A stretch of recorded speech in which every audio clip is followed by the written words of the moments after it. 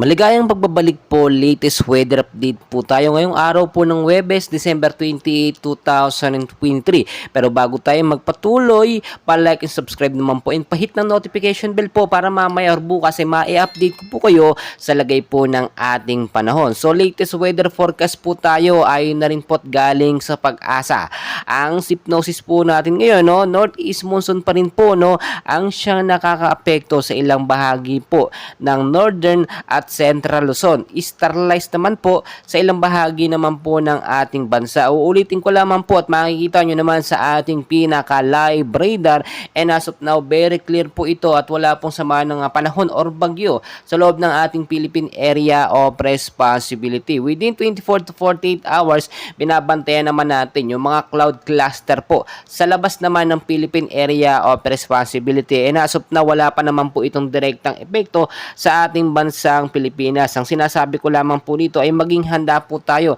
Anong oras may bagyo man or wala, mas maganda po yung nakaredy tayo anytime. So tuloy-tuloy po tayo ngayon sa area po ng Cagayan Valley, Aurora at Quezon. Ang weather condition po dyan ngayong hapon hanggang sa gabi, may mga isolated rainfall shower po tayo na mararanasan or mahinang pag-ulan at posible pong lumakas within 2 to 4 hours pagdating po yun sa gabi. So mas maganda yung mga nabanggit pong lugar. Kung may mga lakad po kayo, magdala po kayo ng payong jacket o kaya naman po kapote. Panlaban po in case magkaroon tayo ng tuloy-tuloy at malakas na pag-ulan. Mag-ingat din kayo sa banta ng baha at doon sa mga landslide prone area sa matataas na lugar na ating pong nabanggit. Tuloy-tuloy po tayo sa area ng Visayas, Mindanao, Mimaropa at Bicol region.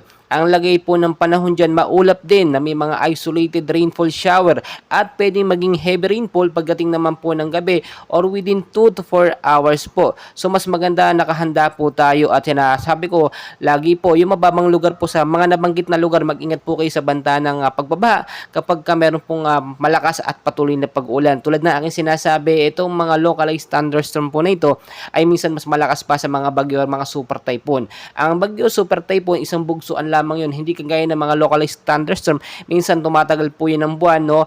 3 weeks, 4 weeks, ganun po ang tinatagal nila. So tuloy-tuloy naman po tayo sa area ng Metro Manila at ilang bahagi po ng Luzon. Maulap din ang panahon na mararanasan dyan or nararanasan dyan ngayon na may mahinang pag-uulan na po, no? Sa ilang bahagi po ng Luzon, mga kaibigan, kung nararanasan nyo po yung pag-uulan ngayon dyan, dala po yan ng ating tinatawag na localized thunderstorm, shear line, no? Itong starlights at northeast monsoon po. So mas maganda maging handa pa rin tayo anytime, anumang oras, hindi natin mapipredict po ang galon ng bagyo o ng panahon, babago-bago po yan.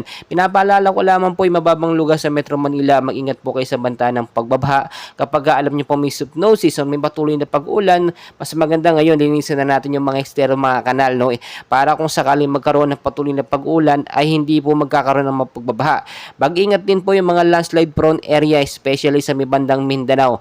Diyan po madalas nagkakaroon ng mga landslide dahil nga po sa patuloy na pag-uulan, no? Yung lupa lumalambot, yun po yung nagiging main cause ng landslide. So, ang sinasabi ko po bago kayo umalis or know the weather before you go, para handa po kayo anytime, anumang oras, at palagi po magdala ng payong jacket o kaya naman po kapote, panlaban po sa pag-ulan, mahina man or malakas, no? Always kayo magdala. Mahina pag-ulan minsan, yan pa yung nagmimitsa para nagkaroon tayo, para magkaroon ng pagkakasakit, trangkaso, lagnat o kaya naman po sipon. In-expect po natin bago matapos ang buwan ng 2023 ay posibleng may mga sama ng panahon na mararanasan tayo pagdating ng bagong taon. So marami tayong kaganapan na dapat malaman, and patuloy ko kayong i-update, mga kaibigan, and please huwag niyo pong kakalimutan mag-like and subscribe and pahit po ng notification bell. Napaka-importante po niyan para ma-notify kayo sa ating mga daily weather updates. Maraming salamat po sa inyong lahat.